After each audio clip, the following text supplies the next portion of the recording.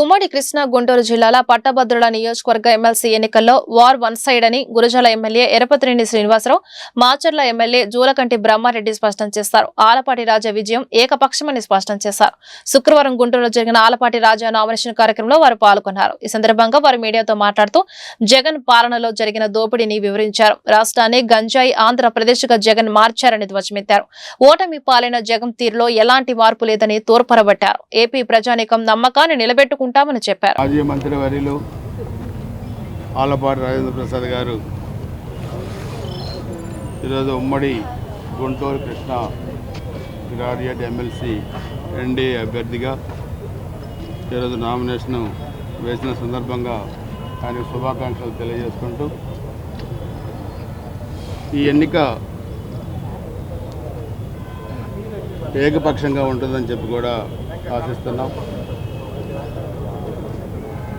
మొన్న జరిగిన assembly parliament ఎన్నికల్లో ఎన్డీఏ కూటమి ఏ విధంగానైతే రాష్ట్రంలో ఏకపక్షంగా విజయం సాధించిందో అదేవిధంగా ఇప్పుడు కూడా గ్రాడ్యుయేట్స్ అందరూ కూడా ఎన్డీఏ కూటమి అభ్యర్థి ఆలపాటి రాజేంద్ర ప్రసాద్ గారికి ఏకపక్షంగా మద్దతు పలుకుతారని చెప్పి ఆశిస్తున్నాం.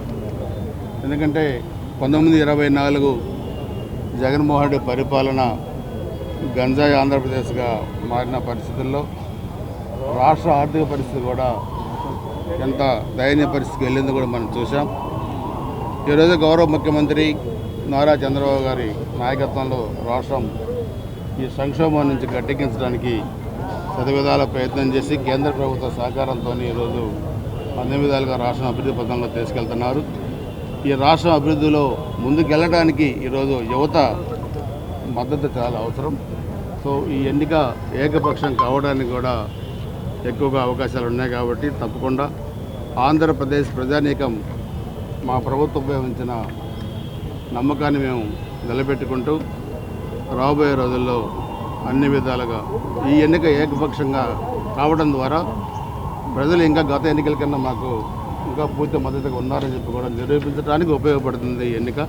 దీంట్లో అందరం కూడా కలిసికట్టుగా పనిచేసి వన్ సైడ్గా ఉండేట్లా చేస్తామని చెప్పి కూడా తెలియజేసుకుంటూ మరొకసారి రాజేంద్ర ప్రసాద్ గారికి నా హృదయపూర్వక శుభాకాంక్షలు, ధన్యవాదాలు. ఇది చెప్పడానికి ప్రజలు సిద్ధంగా ఉన్నారు.